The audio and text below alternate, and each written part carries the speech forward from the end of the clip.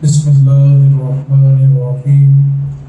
سر بھائی مل کے پڑھ لو. بلغ العلا بکمالہ کشف الدجی بجمالہ حسنت جمیع خصالہ. بلغ العلا بکمالہ کشف الدجی بجمالہ حسنت جمیع خصالہ. اللہ رب العزت کا احسان ہے کہ اس نے ہم سب کو ایک بار پھر سے مل بیٹھ کر ذکر الہی اور ذکر رسول اور ذکر صلحاء کی توفیق عطا فرمائی. اللہ تعالیٰ مل بیٹھنا، آنا جانا، اہتمام کرنا اپنی بلند اور پاک بارگاہ میں قبول و منظور فرمائے. ان نشستوں کو بروز معاشر ہم سبھی کے لیے ذریعہ نجات بنائے. آج کی اس نشست میں چند مختلف باتوں کا تذکرہ مقصود ہے. چند وہ کام جن پہ نبی پاک صلی اللہ علیہ وسلم نے غصے اور ناراضگی کا اظہار فرمایا کہ جب نبی پاک صلی اللہ علیہ وسلم کے سامنے وہ کام کیے گئے تو آپ نے ناراضگی کا اظہار فرمایا. اور اس مجلس میں ہم ان باتوں کو سمجھیں گے تاکہ ہمارے آقا ہم سے راضی ہو جائے. ایسا نہ ہو کہ امتی ان کاموں میں ملوث ہو جن کاموں کو نبی پاک صلی اللہ علیہ وسلم نے سخت ناپسند فرمایا اور مختلف موقعوں کے اوپر ان پہ ناراضگی اور جلال کا بھی اظہار فرمایا. گفتگو کا ایک حصہ اس عنوان پر مشتمل ہے اور گفتگو کا دوسرا حصہ ان باتوں پر مشتمل ہے جن باتوں کو دیکھ کر حضور مسکرائے تھے اور جن باتوں میں نبی پاک صلی اللہ علیہ وسلم نے خوشی کا اظہار فرمایا. اور تیسرا حصہ وہ ہے کہ نبی پاک صلی اللہ علیہ وسلم جب کسی کی دل جوئی، کسی کو خوشی دینا چاہتے تھے تو جھوٹ کا سہارا لیے بغیر حضور دوسروں کو خوش کرتے تھے. لیکن آج ہمارے ہاں کہ ہم کسی کو خوش کرنا چاہتے ہیں تو جھوٹ کا سہارا لیتے ہیں. تو تیسرا حصہ آپ نے وہ سمجھنا ہے کہ جب کسی کو خوشی دینی ہو تو جھوٹ بھی نہ بولا جائے اور اگلے کو خوش بھی کر دیا جائے. سب سے پہلی حدیث پاک نبی پاک صلی اللہ علیہ وسلم کی بارگاہ میں ایک صحابی حاضر ہوئے اور عرض کرنے لگے اللہ کے رسول مجھے ایک اونٹ چاہیے. نبی پاک صلی اللہ علیہ وسلم نے فرمایا کہ نہیں، میں تمہیں اونٹنی کا بچہ دوں گا. اب انہوں نے اصرار کیا کہ آقا مجھے ایک اونٹ کی حاجت ہے اور آپ مجھے اونٹنی کا بچہ دیں گے تو میری تو حاجت ہی پوری نہیں ہوگی. وہ حضور مسکرا پڑے. انہوں نے پھر کہا کہ مجھے اونٹ چاہیے تو حضور نے کہا نہیں، میں تجھے اونٹنی کا بچہ دوں گا. جب تیسری بار انہوں نے سوال کیا تو حضور مسکرا پڑے. فرمایا سوچ تو صحیح، جو اونٹ ہوتا ہے وہ اونٹنی کا تو بچہ ہوتا ہے. اب حضور نے مزاح بھی فرما دیا اور اس کی دل جوئی بھی فرما دی. تو یہ ہے مزاح اور ایک ہوتا ہے مذاق.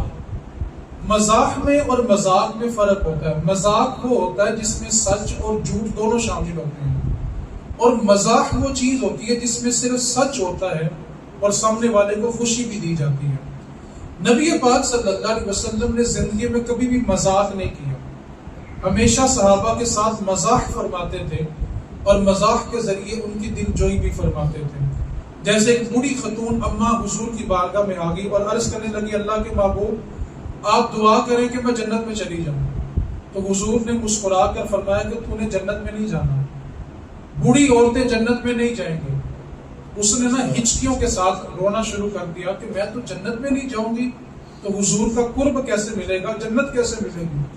اس نے پھر عرض کیا کہ آپ دعا کریں کہ میں جنت میں چلی جاؤں. حضور نے فرمایا کہ بوڑھی عورتیں جنت میں نہیں جائیں گی. جب اس کے رونے کی شدت بڑھ گئی تو نبی پاک صلی اللہ علیہ وسلم مسکرا پڑے اور صحابہ سے کہا کہ اس کو سمجھاؤ بوڑھی عورتیں جنت میں نہیں جائیں گی بلکہ جو بھی عورت جنت میں داخل ہوگی جوان ہو کے داخل ہوگی، کیونکہ جنت میں بڑھاپا ہے ہی نہیں ہے. اور جنت میں جانے والا ہر شخص 33 سال کا ہوگا، چاہے وہ ایک دن کا بچہ ہو کر فوت ہو گیا ہو، چاہے اس نے 700 سالہ زندگی پائی ہو. جنت میں ہر کسی کی عمر 33 برس ہوگی اور ہمیشہ 33 رہے گی، اس میں کبھی بڑھاپا نہیں ہے. اور حضور نے مزاح بھی فرما دیا اور دل جوئی بھی. ایک اور موقع تھا، نبی پاک صلی اللہ علیہ وسلم مسجد میں تشریف فرما ہیں، صحابہ آپ کے ارد گرد بیٹھے ہوئے ہیں کہ ایک شخص داخل ہوا اور وہ کھجور کا بھرا ہوا تھال لے آیا.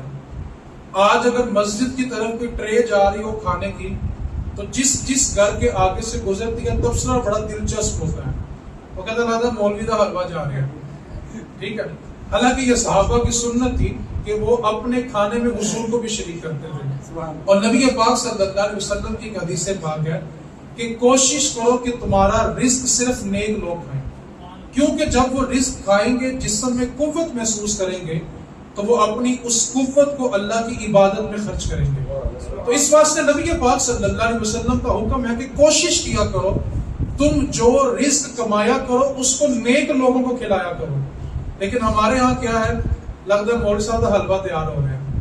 تو صحابہ کی یہ کوشش ہوتی تھی کہ جب بھی کوئی نیک چیز بن جائے تو اس کھانے میں حضور کو شریک کر لیا جائے، اور جب نئی کھجوریں تیار ہوتی تھی تو صحابہ سب سے پہلا تحفہ لے کے حضور کی مجلس میں آتے تھے۔ اب حضور جلوہ گر ہیں، صحابہ کا ہجوم ہے، اور اتنے میں ایک شخص، ایک صحابی جو ہے وہ کھجوروں کا تھال لے کے مسجد نبوی میں حضور کی خدمت میں حاضر ہوئے، اور انہوں نے کھجور کا بڑا ہوا بڑا تھال جو تھا وہ حضور کے سامنے لا کر رکھ دیا۔ اب حضور جلوہ گر ہیں، ارد گرد صحابہ کا ہجوم ہے۔ نبی پاک صلی اللہ علیہ وسلم نے صحابہ کو قریب کیا اور کہا سارے کھاؤ۔ اب نبی پاک صلی اللہ علیہ وسلم نے جب پہلی کھجور کھائی تو اس کی گٹھلی نکال کے نا مولا علی کے آگے رکھ دی۔ اب صحابہ نے دیکھا کہ حضور نے گٹھلی جو نکالی ہے وہ مولا علی کے آگے رکھی، تو سارے صحابہ نے یہی کام شروع کر دیا، کھجوریں کھاتے گئے اور گٹھلیاں مولا علی کے سامنے جمع کرتے گئے۔ اب سوال پیدا ہوتا ہے، اتنا تھال کھجوروں کا، گٹھلیاں بھی تو مقدار میں ہوں گی۔ اب جب مولا علی کے سامنے گٹھلیوں کا ڈھیر لگ گیا تو نبی پاک صلی اللہ علیہ وسلم نے مذاق فرماتے ہوئے فرمایا، علی ساری کھجوریں تو تم ہی کھا گئے ہو۔ اب مولا علی کا جواب سنیں، عرض کرنے لگے آقا میں نے تو اتنی کھجوریں کھائی ہیں، آپ سارے کمال کرتے گٹھلیوں کے سمیت ہی کھا گئے ہو۔ تو یہ مزاج جو ہوتا ہے، یہ دل جو جس میں کسی کی دل آزاری نہ ہو، تو یہ سنت مصطفیٰ ہے۔ تو بہت سارے موقعوں پہ نبی پاک صلی اللہ علیہ وسلم نے خوشی کا اظہار بھی فرمایا، صحابہ کی دل جوئی بھی فرمائی۔ ایک اماں جس کا عقلی توازن درست نہیں ہے اور وہ مدینے کی گلیوں میں گھومتی رہتی ہے، اور مدینے کا کوئی بندہ اس کے قریب کھڑا نہیں ہوتا، کیونکہ جو اس کے قریب کھڑا ہوتا ہے وہ اس سے گفتگو شروع کرتی ہے اور کئی گھنٹے وہ گفتگو میں گزار دیتی ہے، تو اس کے قریب کھڑا ہی کوئی نہیں ہوتا۔ ایک دن نبی پاک صلی اللہ علیہ وسلم مسجد نبوی میں ممبر رسول پہ جلوہ گر ہیں، اور صحابہ کو کسی بڑے اہم موضوع پر واضح و نصیحت فرما رہے ہیں، اور صحابہ حضور سے دین سیکھ رہے ہیں۔ اب اتنی اہم نشست تھی کہ حضور تبلیغ کر رہے ہیں، واضح و نصیحت کر رہے ہیں، اور صحابہ حضور سے دین سیکھ رہے ہیں۔ اتنے میں حضور کی نظر مسجد نبوی کے دروازے پہ پڑتی ہے، تو وہ عورت جس کا عقلی توازن درست نہیں ہے وہ دروازے میں کھڑی ہے، اور دروازے پہ کھڑے ہو کے حضور کو اشارہ کر رہی ہے۔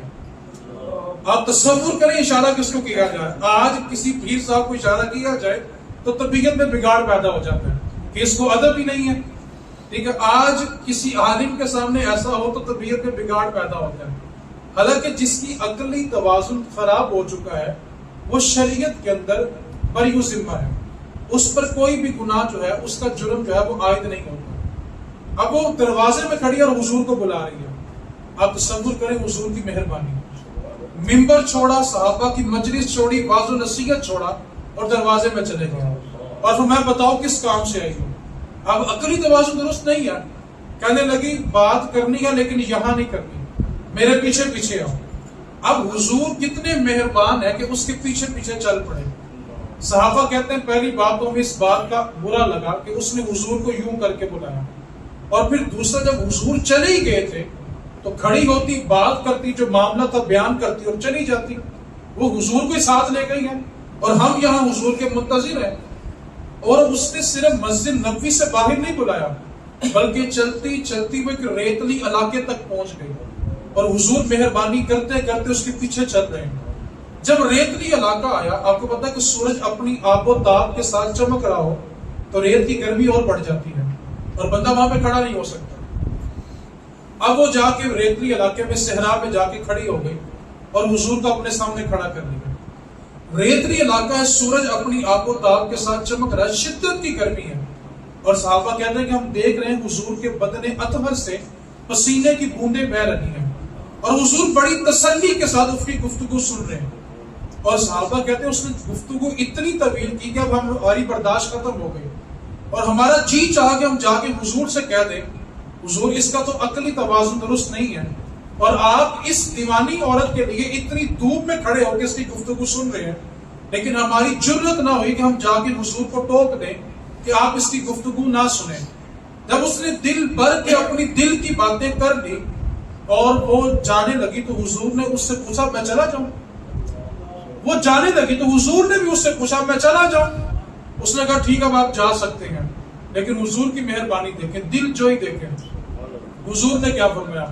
فرمانے لگے سنو، دوبارہ جب کبھی دل کرے پھر آ جانا اور ساری باتیں آگے مجھے سنانا۔ اب صحابہ کو اس بات پر بھی تعجب ہوا تو عرض کرنے لگے آقا ایک تو دیوانی تھی، پھر آپ کو صحرا میں لے گئی، تپتی دھوپ میں لے گئی، تپتی ریت میں لے گئی اور آپ نے کافی دیر تک توجہ کے ساتھ اس کی باتیں سنی اور اس کی پورے مدینے میں تو سنتا ہی کوئی نہیں ہے اور آپ نے سارے کام چھوڑ کے اس کی بات سنی۔ تو حضور فرمانے لگے صحابہ جس کی کوئی نہیں سنتا اس کی محمد ہی تو سنتا ہے، اور جس کو سنانے کے لیے کوئی نہ ملے اگر میں بھی اس کی نہ سنوں اس کی سنے گا کون؟ اس لیے تو ہم کہتے ہیں وہ سنتے ہیں بولیاں سب کی اور وہی بھرتے ہیں جولیاں، آؤ دربار مصطفیٰ میں چلیں۔ اس واسطے حضور نے بہت سارے موقعوں پر دل جوئی فرمائی۔ اب چند باتیں وہ ہیں جن کا تذکرہ کرتے ہیں جن پہ حضور نے غصہ ناراضگی کا اظہار فرمایا، اور اگر وہ چیزیں امتی ہونے کے ناطے ہمارے درمیان موجود ہیں تو آج کی یہ نشست ہمیں یہ درس دیتی ہے کہ ہم ان چیزوں کو اپنے اندر سے ختم کر دیں۔ سب سے پہلا واقعہ نبی پاک صلی اللہ علیہ وسلم ایک دن اپنے گھر میں حجرہ عائشہ میں جلوہ گر تھے کہ مسجد نبوی سے صحابہ کی کسی مسئلے میں تکرار کی آواز بڑھ گئی اور مسجد نبوی میں صحابہ کی آوازیں گونجنے لگی۔ نبی پاک صلی اللہ علیہ وسلم نے اپنے حجرے کا پردہ پیچھے کیا، حضور مسجد میں جلوہ گر ہو گئے اور جب حضور آئے تو حضور نے آ کر پوچھا کہ تمہیں کس مسئلے نے اتنا پریشان کیا، تم کس مسئلے میں بحث کر رہے ہو؟ تو صحابہ یہ عرض کر بیٹھے آقا ہم تقدیر کے بارے میں بحث کر رہے ہیں کہ اگر یہ لکھا تو ہوتا کیوں ہے، یہ لکھا ہے تو کیوں نہیں ہوتا، ہم تقدیر کے بارے میں بحث کر رہے ہیں۔ تو صحابی کہتے ہیں حضور کے چہرے انور کا رنگ اس طرح تھا جس طرح سرخ انار کے دانوں کو نچوڑا ہو۔ حضور نے اس قدر جلال فرمایا اور فرمایا کہ تم سے پہلی قومیں تباہ اس لیے ہو گئی تھی کہ وہ مسئلوں میں جان بوجھ کے الجھتی تھی اور سوالوں کی کثرت کرتی تھی، اور حضور نے اگلا جملہ ارشاد فرمایا کیا میں تمہارے درمیان اس لیے بھیجا گیا تھا کہ میرے ہوتے ہوئے تم خود کسی مسئلے میں بحث کرو؟ جس چیز کا تمہیں حکم دے دیا بس اس کو مان لو۔ تو تقدیر کے مسئلے میں بحث کرنے کو نبی پاک صلی اللہ علیہ وسلم نے سختی کے ساتھ ناپسند فرمایا اور منع فرمایا، فرمایا کہ آج کے بعد تم میں سے کسی کے لیے یہ جائز نہیں ہے کہ وہ تقدیر کے مسئلے میں بحث کرے۔ دوسرا موقع ہے کہ نبی پاک صلی اللہ علیہ وسلم کو ایک جنازہ پڑھانے کی دعوت دی گئی کہ حضور تشریف لائیں اور ایک مرد ہے اس کا جنازہ پڑھانا ہے۔ حضور تشریف لائے جناز گاہ تک اور جنازہ پڑھانے سے پہلے نبی پاک صلی اللہ علیہ وسلم نے جب میت کے اوپر سے کپڑا ہٹایا اور مرنے والے کا چہرہ دیکھا تو فرمایا میں اس کا جنازہ نہیں پڑھاؤں گا۔ یہ حدیث ان لوگوں کے لیے قابل توجہ ہے جو آج ہمیں سمجھانے کی کوشش کرتے ہیں کہ تم سب کے پیچھے نماز کیوں نہیں پڑھ رہے ہو۔ حضور جانے جانا ہے، رحمت للعالمین ہے۔ نبی پاک صلی اللہ علیہ وسلم نے کہا کہ میں اس شخص کا جنازہ نہیں پڑھاؤں گا۔ عرض کیا تھا جب تشریف لے آئے تو جنازہ پڑھا دیں، جنازہ نہ پڑھانے میں حکمت کیا ہے؟ تو نبی پاک صلی اللہ علیہ وسلم نے فرمایا یہ مرنے والا میرے عثمان کے بارے دل میں بغض رکھتا ہے تو میں محمد کبھی اس کا جنازہ نہیں پڑھا سکتا۔ یا جو عثمان غنی سے بغض رکھے حضور خود اس کی نماز نہ پڑھائے، اور جو حضور کے بارے دل میں بغض رکھتا ہو لوگ آ کر ہمیں تبلیغ کریں گے کہ ہم ان کے پیچھے نماز پڑھیں۔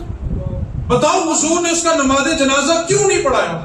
جس نے عثمان غنی کے بارے دل میں بغض رکھا، اور کوئی اگر امیر معاویہ کے بارے دل میں بغض رکھتا ہو اور لوگ ہمیں تبلیغ کریں کہ ہم اس کی امامت میں نماز پڑھیں، تو ہم نبی پاک صلی اللہ علیہ وسلم کی اس سنت پر عمل کریں گے کہ جب حضور نے اپنے صحابی کے بارے بغض رکھنے والے کی نماز نہیں پڑھائی تو ہم تو نبی پاک کے عمل کو ماننے والے ہیں۔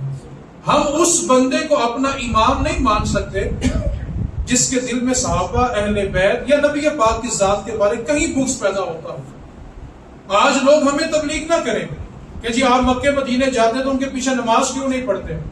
میں اگلی جو روایت بیان کرنے لگا ہوں نا، ان کے لیے جواب ہے جو مکے مدینے جا کے ہمیں تبلیغ کرنے کی کوشش کرتے ہیں۔ توجہ سے روایت سنیں گے تو بات سمجھ آئے گی۔ مشکات شریف کے دامن میں یہ حدیث موجود ہے، نبی پاک صلی اللہ علیہ وسلم ایک بازار سے گزر رہے تھے کہ آپ نے دیکھا کہ ایک شخص نے مدینے میں موجود ہے اور کعبے کی طرف، قبلے کی طرف منہ کر کے تھوک دیا۔ حالانکہ کعبہ کہاں ہے؟ مکے میں، اور تھوکنے والا کہاں موجود ہے؟ کعبے کی طرف نہیں تھوکا بلکہ قبلے کی طرف رخ کر کے تھوکا۔ اب اس نے قبلے کی طرف تھوک دیا تو نبی پاک صلی اللہ علیہ وسلم نے صحابہ سے پوچھا، صحابہ یہ شخص کون ہے؟ تو بتلایا کہ حضور یہ فلاں مسجد میں امامت کرواتا ہے۔ نبی پاک صلی اللہ علیہ وسلم نے فرمایا کہ صحابہ آج کے بعد تم اس کے پیچھے نماز نہیں پڑھو گے، یہ تمہاری امامت کے قابل نہیں ہے۔ عرض کیا آقا کیوں؟ فرمایا جس نے قبلے کا ادب نہیں کیا وہ لوگوں کا امام کیسے بن سکتا ہے؟ یار جو قبلے کا ادب نہ کرے وہ ہمارا امام نہیں بن سکتا۔ آج لوگ کہتے ہیں وہ سعودیہ والے تو قبلے کی طرف ٹانگیں کر کے بیٹھے ہوتے ہیں، کس حدیث میں آیا کہ ٹانگیں نہیں کرنی؟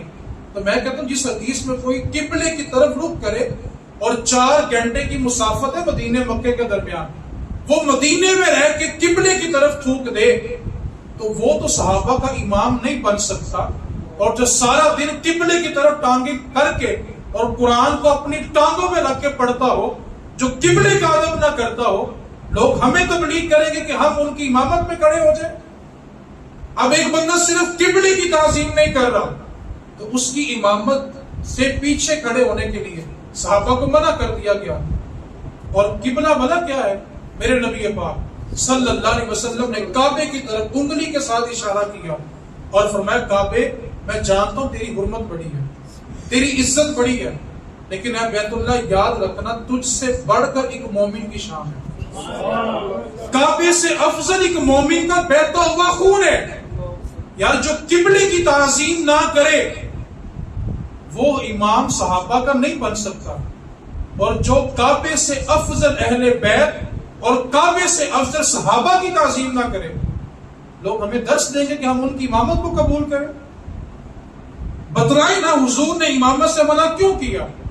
صرف ایک وجہ تھی کہ اس نے ہمارے قبلے کی تعظیم نہیں کی، اور وہ سارا دن وہاں پہ ننگی ٹانگیں کر کے قبلے کے ساتھ، اور ہم نے سر کی آنکھوں سے دیکھا ہے لوگ مسجد الحرام میں داخل ہوتے ہیں جوتے ہاتھوں میں ہوتے ہیں، اور جب آ کر کعبے کو چومتے ہیں خود بھی کعبے کے ساتھ اور جوتے بھی کعبے کے ساتھ ہوتے ہیں۔ جو بندہ اپنے قبلے کی تعظیم نہیں کر سکتا وہ کبھی مسلمانوں کا امام نہیں بن سکتا۔ ورنہ بتلائیں اس حدیث کا مطلب کیا ہے؟ اب ان کو پتا چلا کہ صحابہ نے میرے پیچھے نماز پڑھنی چھوڑ دی ہے، بارگاہ مصطفی میں حاضر ہوئے۔ عرض کیا کہ آپ نے صحابہ کو نماز پڑھنے سے منع کیا؟ فرمایا ہاں منع کیا ہے۔ عرض کیا کہ مجھ سے کیا خطا ہو گئی؟ فرمانے لگے تجھے میں نے خود بازار میں دیکھا، تو نے قبلے کی طرف رخ کیا اور تم نے قبلے کی طرف تھوک دیا، قدموں میں گر گئے۔ عرض کرنے لگے آقا بے دہانی میں ایسا ہو گیا، جب معافی طلب کی تو حضور نے پھر ان کو معاف کیا، اور فرمایا جو کعبے کی تعظیم قبلے کی تعظیم نہیں کرے گا اس کے پیچھے صحابہ نماز نہیں پڑھیں گے۔ یار کعبے کی تعظیم نہ ہو تو بندہ امام نہیں بن سکتا، اور صحابہ کی تعظیم نہ ہو تو اہل بیت کی تعظیم نہ ہو، اور نبی پاک کی شان بیان کرتے وقت زبانوں میں لکنت آ جائے اور وہ جی کھول کے حضور کا ذکر نہ کر سکے تو لوگ ہمیں تبلیغ کریں گے ہم ان کی امامت کو قبول کریں۔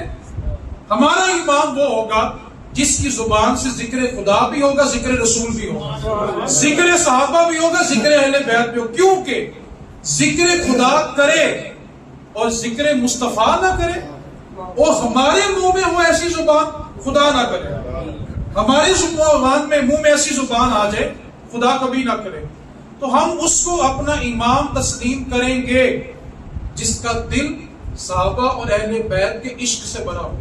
میں ایک بات آپ سے اور کرنا چاہتا ہوں، آج پوچھا جائے نا کہ نبی پاک صلی اللہ علیہ وسلم نے کبھی مردہ زندہ کیا، تو جواب کیا ملتا؟ نام نہاد مسلمانوں سے جو نبی پاک کی شان توڑ توڑ کے بیان کرتے ہیں، کہتے ہیں جی قرآن میں تو کوئی آیت ایسی نہیں ہے کہ نبی پاک نے مردہ زندہ کیا ہو، اور جو حدیثیں ہیں وہ بالکل ضعیف ہیں، لہٰذا کوئی مستند چیز نہیں ہے کہ نبی پاک نے مردہ زندہ کیا ہو۔ اب آپ نے میرے جملے پر توجہ کرنی ہے۔ سوال پوچھنے والا عیسائی ہے اور اس نے کیا پوچھا کہ تمہارے نبی نے کبھی مردہ زندہ، تو کیا جواب دیتے ہیں جی؟ قرآن میں ہے نہیں ہے، اور جو حدیثیں ہیں وہ کیا ہیں؟ اب مجھے بتائیں، عیسائی تو کہے گا پڑھ اپنا قرآن، تیرے قرآن میں لکھا ہوا ہے کہ میرے نبی نے مردے زندہ کیے اور عیسیٰ علیہ السلام مردوں کو زندہ کیا کرتے تھے، تو بتا پھر میرا نبی افضل ہے کہ تیرا نبی افضل ہے؟ کیا جواب ہے ان کے پاس جو شان مصطفیٰ کو تول تول کے بیان کرنا چاہتے ہیں؟ اس کو جواب یہ دے، مردے کو زندہ کرنا آسان ہے کیونکہ مردے میں پہلے روح موجود ہوتی ہے، اس لیے مردے کو زندہ کرنا آسان ہے۔ عیسیٰ علیہ السلام نے مردوں کو زندہ کیا ہے اور میرے مصطفیٰ نے تو پتھروں سے کلمے پڑھائے ہوئے ہیں، پتھر کے اندر تو روح بھی نہیں ہوتی۔ ابو جہل کے ہاتھ میں کنکروں سے حضور نے کلمے پڑھائے ہوئے ہیں۔ میرے حضور کی شان یہ ہے، جب شان مصطفیٰ یوں بیان کی جائے گی نا تو پھر غیروں کو پتہ چلے گا کہ ان کے نبی کتنی شان والے ہیں۔ تو اس واسطے ہم اس بندے کو امام تسلیم جو کعبے کی تعظیم، اور یہ حکم کس نے دیا جی؟ پھر بولے جی، تو جو آپ کو تبلیغ کرے اتنے جا کے بھی نہیں پڑھنی تو کتنے پڑھنی ہے، اس کا جواب لے لیں۔ کہتے جناب بندہ کعبے آوے غلط نہیں نہ ہو سکتا، کیا کہتے ہیں جی؟ ایموشنل بلیک میل۔ لو جی اللہ اپنے گھر ایہو جے بندے رکھ لے گا۔ کربلا کے بعد یزید کی فوج نے کعبے پہ حملہ کیا، کعبے کے غلاف کو جلا دیا، کعبے کے غلاف سے اپنے گھوڑے باندھے، اور گھوڑے جو لید کرتے تھے نا وہ لید کعبے کی دیوار کو لگتی تھی، اور یزید کی فوج کعبے میں امامت کرواتی تھی۔ اب مجھے بتائیں وہ فوج ٹھیک تھی؟ بولے یار، جو کہتے ہیں کہ اللہ اپنے گھر غلط بندہ نہیں رکھ سکتا، وہاں پر تو امامت یزید کی فوج نے بھی کی ہے۔ یزید نے کربلا کے بعد مدینہ المنورہ میں حملہ کیا، مدینہ کی پکیزہ 10,000 عورتیں حاملہ ہوئی، اور روزہ رسول کے ساتھ اس نے اپنے گھوڑے باندھے۔ 3 دن مسجد نبوی میں اذان نہیں ہوئی، اور حضور کے ایک صحابی ہیں، وہ جب یزید کی فوج نے حملہ کیا تو چھپ کے حضور کے روزے کے قریب بیٹھ گئے۔ اب یزید کی فوج وہاں پہ قابض ہے، اور 3 دن مسجد نبوی میں اذان نہیں ہوئی، جماعت نہیں ہوئی۔ وہ صحابی کہتے جب بھی اذان کا وقت ہوتا تھا نا مجھے قبر مصطفیٰ سے اذان کی آواز آتی تھی۔ اب یزید کی فوج نے 3 دن مسجد نبوی میں امامت کی ہے۔ اگلا جملہ توجہ سے، صحابہ نے اس کی فوج کے پیچھے نماز نہیں پڑھی۔ اب مجھے بتائیں کوئی صحابہ بھی فتویٰ لگائے گا کہ جی مدینے میں ہوتے ہوئے امام کے پیچھے نماز نہیں پڑھی، کعبے میں ہوتے ہوئے ان کے پیچھے نماز نہیں پڑھی؟ ایک بات کو یاد رکھیں، ہم جگہ نہیں دیکھتے کہ جگہ کون سی ہے، ہم دیکھتے ہیں امام کیسا ہے، اور اگر امام ستھرے دل کا وقت کا موچی بھی ہو تو ہم کہنے کے لیے تیار ہیں پیچھے اس امام کے، اور اگر وہ کعبے کا بھی امام ہو اور اس کا دل صاف نہیں ہے تو ہم اس کو اپنا امام تسلیم نہیں کرتے۔ یہ ایمان کا تقاضا اصل میں ہماری ایک مجبوری بن گئی ہے۔ ابھی لوگوں کو میری گفتگو آج تھوڑی سخت لگ رہی ہوگی، کہیں گے یار چنگا بھلا سی 2 سال پتہ نہیں کی ہو گیا، ہمیں گفتگو نا سخت محسوس ہوتی ہے۔ کیوں بھلا؟ ڈالڈا کھا کھا کے دیسی ہضم کیا لگ جاتے ہیں جی؟ پھر بولو جی ذرا، ڈالڈا کھا کھا کے دیسی کی وہ ہضم ہے۔ انگریز نے ہمارے ساتھ یہی سلوک کیا، اس نے ہمیں جو سلیبس بنا کے دیا نا انگریز نے اسکولوں میں پڑھانے والا، اس میں اس نے کیا لکھا کہ وہ بوڑھی اماں تھی حضور کے اوپر کچرا پھینکتی تھی، حضور اس کے گھر اس کی تیمارداری کرنے چلے گئے، اس کا پتہ لینے کے لیے چلے گئے، جھوٹی روایتیں لکھ دی۔ ہاں ایک تذکرہ ملتا ہے کہ حضور کے رستے میں ابو لہب کی بیوی جو تھی نا وہ حضور کے رستے میں کانٹے اور کچرا پھینکا کرتی تھی، چلتے وقت آگے پڑا ہوتا تھا۔ اتنی جرت کسی کی نہیں کہ حضور کے اوپر بھی کچرا پھینکے، اور ابو بکر کے ہوتے ہوئے پھینک لے، مولا علی کے ہوتے ہوئے پھینک لے۔ انگریز نے سلیبس میں یہ نہیں پڑھایا کہ صحابہ ننگی تلواریں لے کے ہر وقت کھڑے رہتے تھے کہ حضور کی طرف کوئی میلی آنکھ سے دیکھے بھی نہ۔ اس نے بھی میٹھی چوریاں اتنی کھلا دی ہیں کہ اب ہمیں جو خالص دین ہے نا وہ ذرا مشکل لگتا ہے۔ ہم کہتے ہیں نہیں یار یہ مولوی بڑی سخت باتیں کرتے ہیں، اس کی وجہ یہ ہے کہ ہم نے میٹھا اور ڈالڈا کھا ہی اتنا لیا ہے کبھی ہمیں خالص باتیں ہضم نہیں ہوتی۔ تو نبی پاک صلی اللہ علیہ وسلم نے اس بندے کی امامت سے کیا کیا جس نے قبلے کی طرف کیا کیا تھا؟ کعبے کی طرف نہیں. کس کی طرف؟ کعبہ سامنے نہیں ہے، قبلے کی طرف صرف رخ کیا ہے. تو اس کی امامت میں نماز پڑھنا جائز ہے، اور جو کعبے کی تعظیم نہ کرے.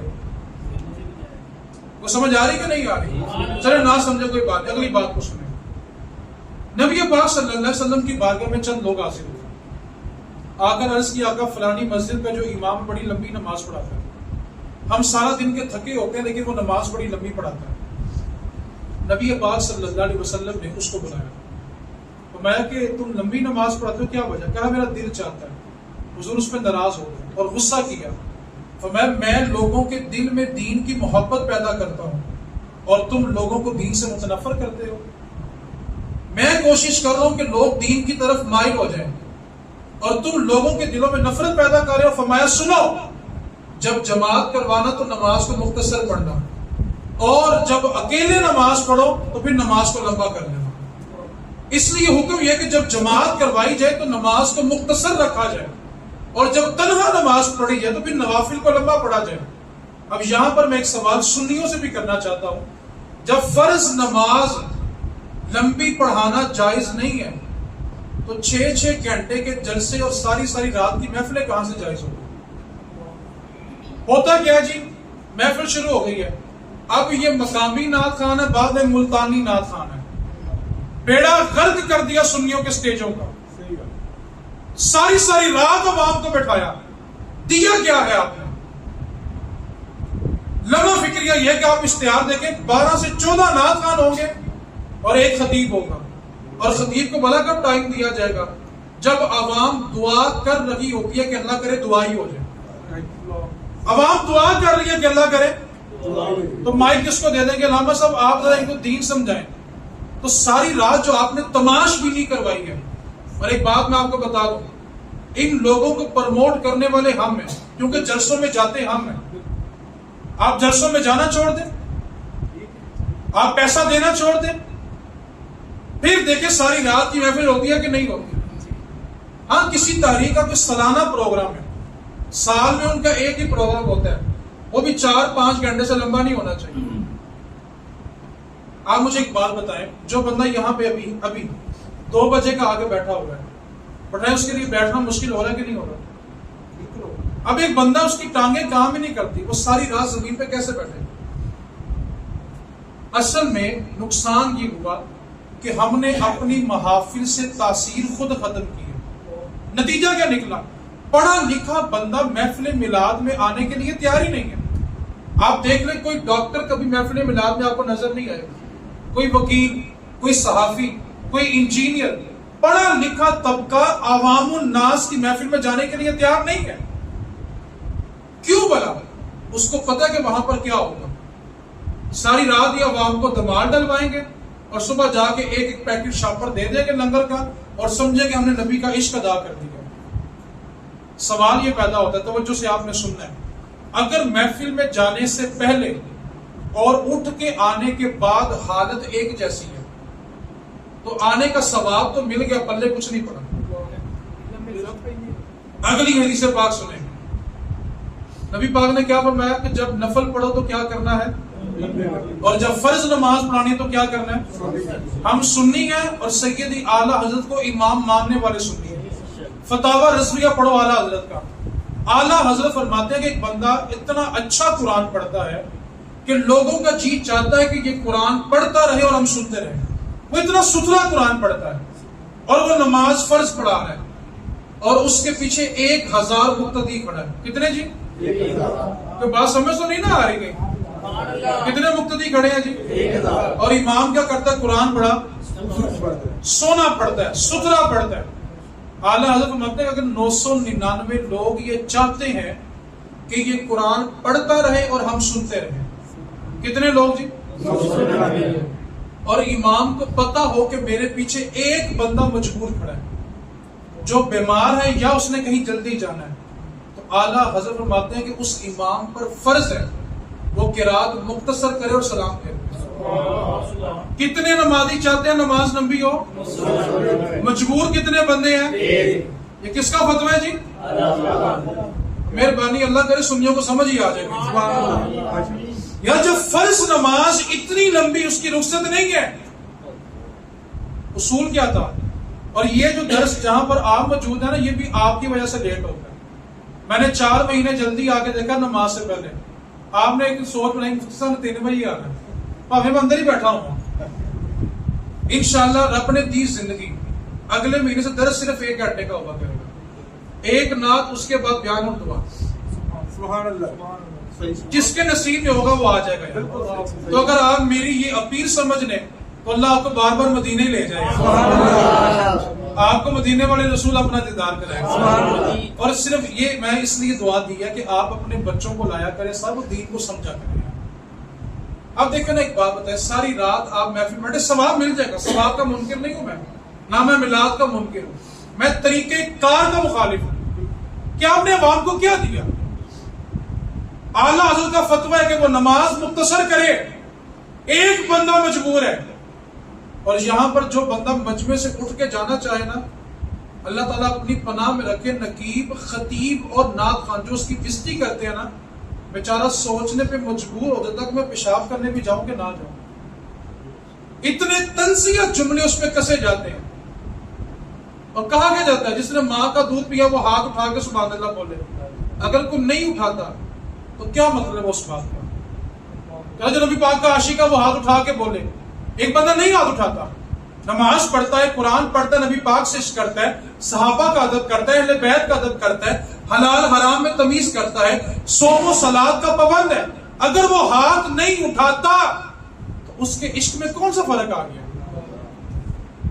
ہماری محافل میلاد میں نقیب سب سے گھٹیا کام کرتے ہیں.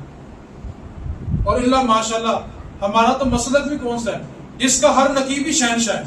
شہنشاہ نقابت، اللہ کی کیسی شان ہے. ہمیں کتنے شہنشاہ اس نے بخشے ہوئے ہیں.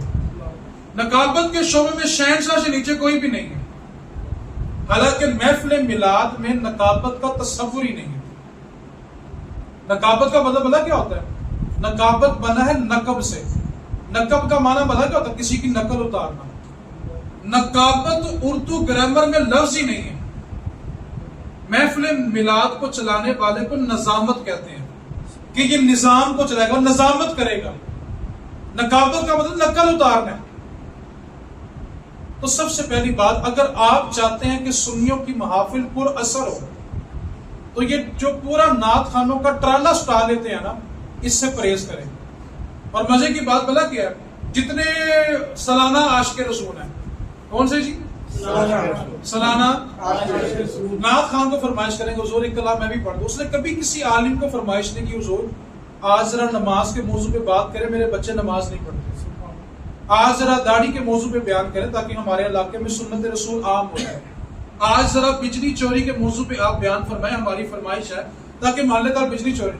کبھی عالم کو فرمائش نہیں کریں گے. فرمائش کس کو کریں گے؟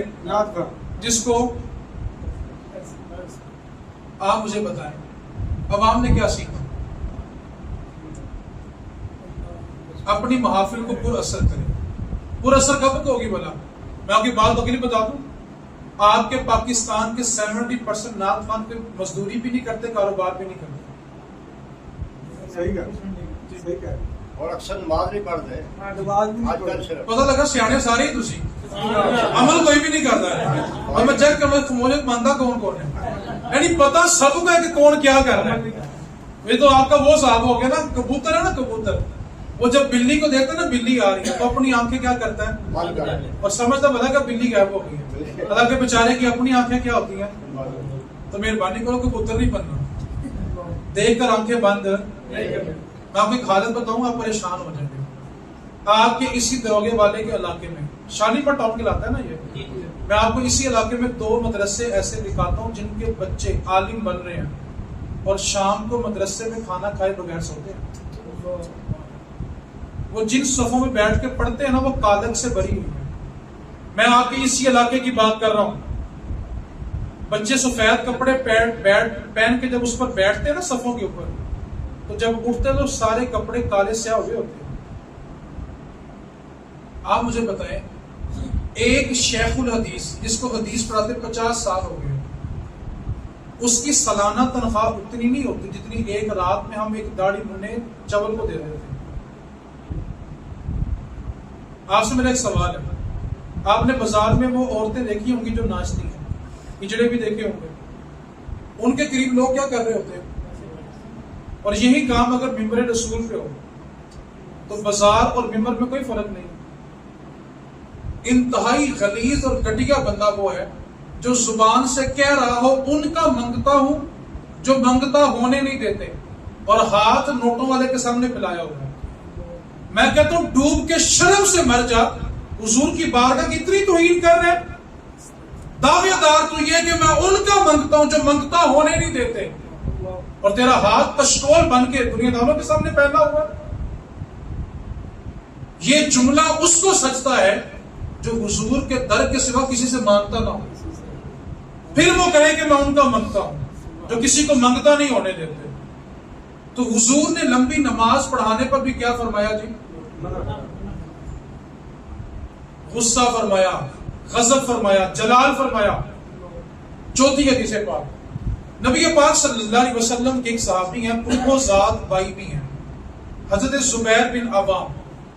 بعض اوقات ہمارا جی چاہتا ہے جب ہم تنہائی میں ہونا تو ایک فرد ہماری زندگی میں ضرور ایسا ہوتا ہے جس کے بارے ہمارا دل چاہتا ہے کہ وہ آ جائے اور ہماری تنہائی کو تنہائی نہ رہنے دے۔ ہر کسی کی زندگی میں ایک شخص ایسا ضرور ہوتا ہے جس کے ساتھ وہ تنہائی میں اپنا دل باتیں کر کے ہلکا کرنا چاہتا ہے۔ نبی پاک صلی اللہ علیہ وسلم نے فرمایا جب تنہائی میں میرا جی چاہتا ہے کہ میرے پاس کوئی آئے تو دل چاہتا ہے وہ زبیر بن عوام آئے۔ حضور کے پھپھو ذات بھائی ہیں، ٹھیک ہے، اور اماں عائشہ کی جو بڑی بہن ہے ان کے شوہر بھی ہیں، جناب صدیق اکبر کے داماد بھی ہیں، زبیر بن عوام۔ ان کا کھیت تھا اور کھیت کے درمیان ایک تالاب تھا، جس تالاب سے پانی ان کے کھیتوں کو بھی لگتا تھا اور ایک ساتھ بندے کا کھیت تھا، پانی اس کو بھی جاتا تھا، اور تالاب کے مالک زبیر بن عوام ہی تھے۔ اب ایک دن ایسا ہوا کہ جس کے ساتھ والے کھیت تھے نا، اس نے زبیر بن عوام سے کہا کہ آج پانی لگے گا تو پہلے میرے کھیتوں کو لگے گا۔ حالانکہ تالاب جو ہے وہ زبیر بن عوام کے کھیتوں کے درمیان ہے۔ آپ نے کہا میں پانی کھول دیتا ہوں تو پہلے میرا جو کھیت ہے وہ پانی سے سیراب ہو جائے گا تو بعد میں پانی تیری طرف چلا جائے گا۔ اس نے کہا آج ایسا نہیں ہوگا، آج پہلے رستہ نکال لو کہ پانی پہلے میرے کھیتوں کو آئے پھر آپ کے کھیتوں کو جائے گا۔ آپ نے اس کو سمجھا لے کہ اس کی بات سمجھ میں نہیں گئی اور وہ شکایت لے کے حضور کی بارگاہ میں آ گئے اور آ کے کہنے لگا کہ میں نے اس کو کہا تھا کہ پہلے پانی میرے کھیتوں کو لگے گا اور پھر آپ کے کھیت کو لگے گا، لیکن انہوں نے میری بات نہیں مانی۔ حضور نے جب ساری بات کو سن لیا تو سمجھ گئے کہ زبیر بن عوام جو ہے وہ حق پر ہے۔ نبی پاک صلی اللہ علیہ وسلم نے اس شکایت کرنے والے سے کہا کہ کوئی بات نہیں، میں زبیر کو سمجھاتا ہوں۔ کہا زبیر جب تیرے کھیتوں کو پانی لگ جایا کرے تو پانی اس کی طرف کھول دیا کر۔ انہوں نے عرض کی جی حضور جیسے آپ نے کہا ویسا ہی ہوگا۔ اب وہ جو بندہ شکایت لے کر آیا تھا نا، اس کی زبان سے یہ جملہ نکل گیا، کہنے لگا ہاں پھپھی ذات بائی جو ہے اس لیے حمایت تو کرنی تھی۔ جب حضور نے یہ جملہ سنا، زبیر بن عوام کہتے ہیں حضور کی نگاہیں اٹھی اور حضور کا چہرہ ایسے سرخ ہوا جیسے سورج کے اندر شعلے نکل رہے ہیں، اور حضور کی رنگت سرخ ہو گئی، اور حضور نے جلال میں آگے فرمایا تیری ماں تجھ پہ روئے، میں تیرا بھلا کرنا چاہتا ہوں اور تم میرے بارے ایسی باتیں سوچتے ہو۔ سن لو، اگر اللہ کی اس زمین پر محمد بھی اگر عدل نہیں کرتے تو کائنات میں انصاف کرنے والا دوسرا انسان ہی کوئی نہیں۔ جب یہ جملہ سنا قدموں سے لگ گئے، وہ شکایت کرنے والا قدموں سے لگا، معافی مانگی۔ زبیر بن عوام کہتے ہیں ابھی جس چہرے سے جلال بہ رہا تھا، ٹپک رہا تھا، ایک سیکنڈ میں دیکھا حضور کے چہرے پہ تبسم آ گیا اور حضور نے سینے سے لگایا اور فرمایا کہ ایسے کام نہ کیا کرو، میں تو تمہارے لیے بھلا کرنے آیا ہوں اور تم میرے بارے ایسی باتیں سوچ لیتے ہو، لہذا جو تم سے کہہ دیا جائے بس اس کے اوپر عمل کر دیا کرو۔ اور نبی پاک صلی اللہ علیہ وسلم میں لعنتی ہے وہ مسجد کا امام جو لوگوں کو زبردستی نماز پڑھاتا ہے۔ لوگ اس کے پیچھے نماز پڑھنا نہیں چاہتے اور وہ زبردستی اس علاقے میں مسلط ہے۔ ایک کسی کی ذاتی رنجش ہے، اس کی بات نہیں ہو رہی، اس بندے میں عقیدے کا یا شریعت کے معاملے میں کوئی فالٹ ہے، اور وہ زبردستی اس علاقے پر مسلط ہے. میرے نبی پاک صلی اللہ علیہ وسلم لعنتی ہے وہ شخص جو زبردستی لوگوں کو نماز پڑھاتا ہے. بہت طویل احادیث ہے, اسی پر افتتاح کرتے ہیں. آج کے اس درس کا پیغام صرف اتنا ہے, اپنی محافل کو پر اثر کریں. پر اثر کیسے ہوں گی؟ جب اس کا وقت مختصر ہوگا. وقت مختصر کر کے کیا کرنا ہے؟ اب یہ نہیں ہے کہ 55 منٹ نعت خوانی تو 5 منٹ علامہ صاحب صرف 5 منٹ لائے کوئی حدیث ہی سنا دے. حالانکہ شعر و شاعری کرنا کوئی اچھی بات نہیں ہے. شریعت نے شعر و شاعری کی کوئی حمایت نہیں کی. جو شعر و شاعری نعت مصطفیٰ میں ہو رہی ہے اس کی گنجائش ہے, لیکن اس کو سراہا نہیں کیا. کس کو سراہا گیا؟ کہا علم حاصل کرو.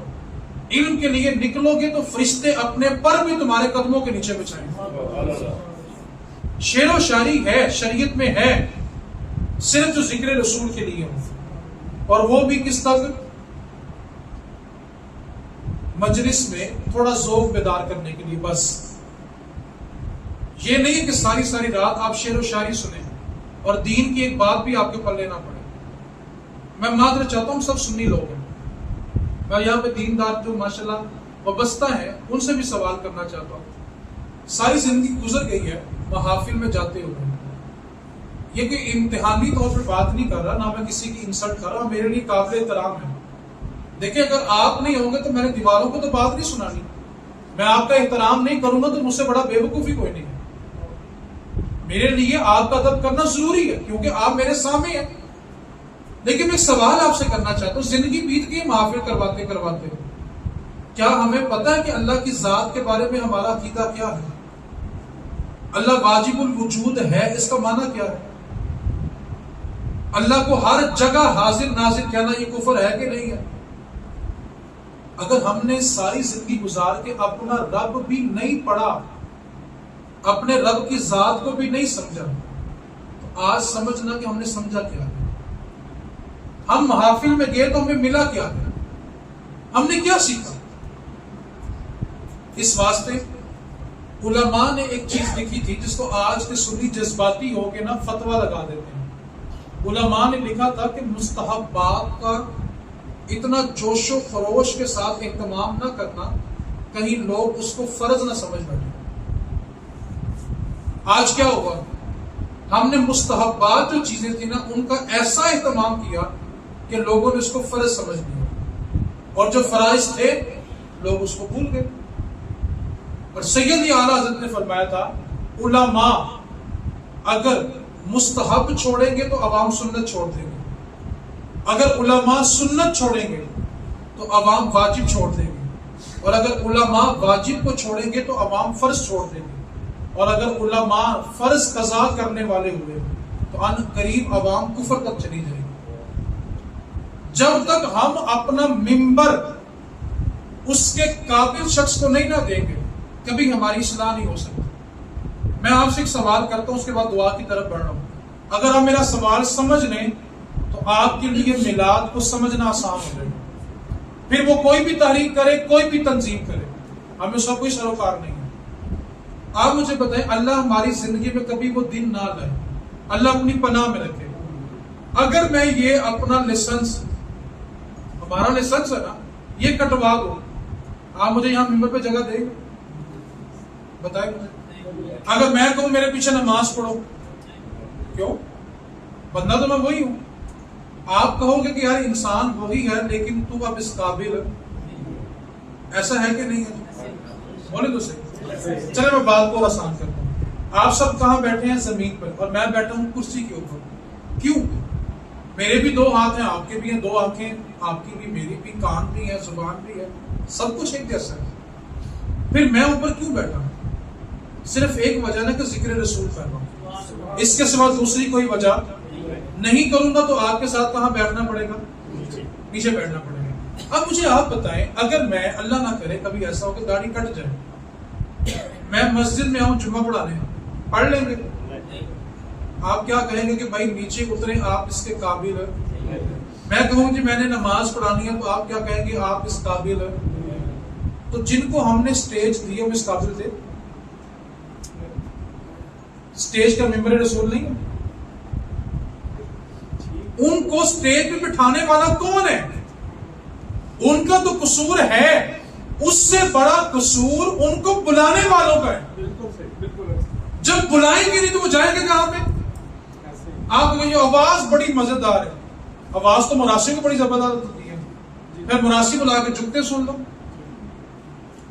اگر آواز ہی دین میں معیار ہے، میں وہ لفظ ممبر پہ بولنا نہیں چاہ رہا، جو گویے ہوتے ہیں نا، کیا ان کی آوازیں سریلی نہیں ہوتی؟ آواز کا تو معیار ہی نہیں ہے۔